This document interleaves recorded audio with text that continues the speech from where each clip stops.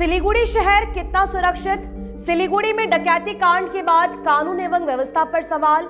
नमस्कार, आप देख रहे हैं खबर समय और मैं आपके साथ रेयांशी। सिलीगुड़ी में कोई पहला मौका नहीं है जब इस प्रकार की डकैती को दिन दहाड़े अंजाम दिया गया है। केवल 20 मिनट में ज्वेलरी शोरूम में करोड़ों रुपए लूट लिए गए। सभी डकैत ग्राहक बनकर शोरूम में दाखिल हुए थे। पहले एक महिला और 2 युवक शोरूम में दाखिल हुए, बाद में बाकी डकैत भी थमक आए थे। उन्होंने बंदूक के बल पर वारदात को अंजाम दिया था।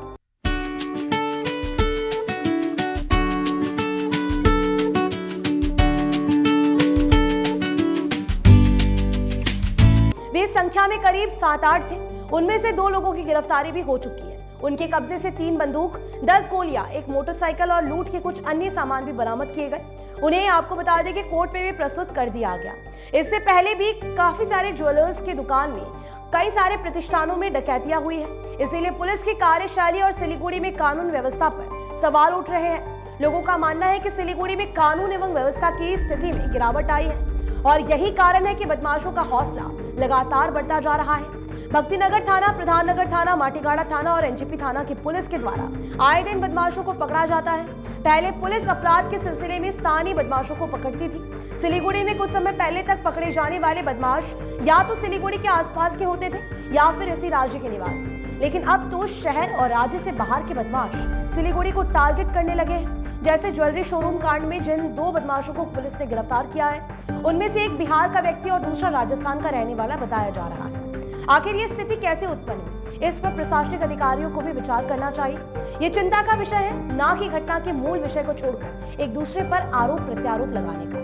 जैसा कि इस कांड को लेकर सिलीगुड़ी के राजनीतिक गलियारे में चर्चा शुरू हो गई है। सिलीगुड़ी में कानून व्यवस्था की स्थिति को लेकर माकपा और टीएमसी एक दूसरे पर जुबानी हमला कर रहे हैं। माकपा की ओर से पुलिस पर निष्क्रियता का आरोप लगाया जा रहा है और कानून व्यवस्था संभाल नहीं सकने का आरोप लगाकर पुलिस कमिश्नर के इस्तीफे की मांग की जा रही है। माकपा की ओर से नूरुल इस्लाम ने पिछले दिनों आरोप लगाया कि सिलीगुड़ी शहर में कानून व्यवस्था ध्वस्त हो चुकी है। प्रशासन की निष्क्रियता और विफलता के कारण बदमाशों के हौसले बुलंद हो रहे हैं। इसके जवाब में सिलीगुड़ी के मेयर गौतम देव कहते हैं कि माकपा क्यों भूल रही है कि जब वो सत्ता में थी तब उसके कार्यकाल में राज्य में लाल आतंक का बोलबाला था। खूनी राजनीति करने वालों के मुंह से ऐसी बातें शोभा नहीं देती हैं। ये समय एक दूसरे पर आरोप प्रत्यारोप का नहीं है, बल्कि सिलीगुड़ी में कानून एवं व्यवस्था को बनाए रखते हुए पुलिस और प्रशासन के प्रति सिलीगुड़ी के नागरिकों का भरोसा बढ़ाना है। इसमें कोई शक नहीं है कि सिलीगुड़ी में बदमाशों के हौसले बढ़े हुए हैं। अब लोग तो कड़ी प्रतिक्रिया देंगे ही कि अगर सिलीगुड़ी में आपराधिक घटनाएं बढ़ रही है तो इसका कारण क्या है। सिलीगुड़ी पुलिस प्रशासन, नागरिक प्रशासन, सिलीगुड़ी नगर निगम और न्याय व कानून में विश्वास रखने वाले सभी संगठनों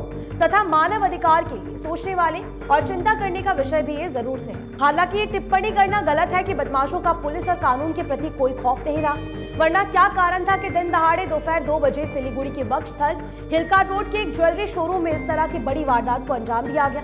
पुलिस को इस बिंदु पर भी विचार करना चाहिए कि ऐसी वारदात को अंजाम देने वालों को स्थानीय तौर पर जरूर मदद मिली होगी, वरना कोई बाहरी व्यक्ति इस तरह की घटना को क्यों अंजाम नहीं दे सकता। स्थानीय लोगों की मदद से ही ऐसी घटना को अंजाम दिया जाता है। इस डकैती कांड के पीछे बहुत से लोग हो सकते हैं। पुलिस कमिश्नर और उनकी टीम घटना की तह में जाने और लोगों का पर्दाफाश करने की तैयारी में जुट गई है। देखना होगा कि पुलिस इस मामले में जांच की रणनीति कैसे बनाती है।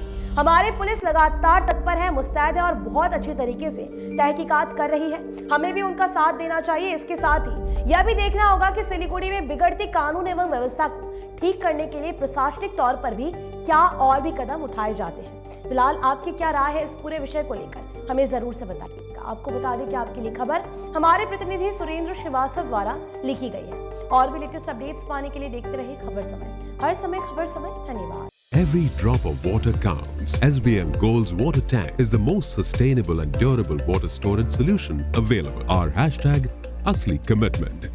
Hi, this is Chef Ranveer Brar and I'm here to tell you that also gives me the license to guarantee you brilliance on behalf of IIHM. Join International Institute of Hotel Management.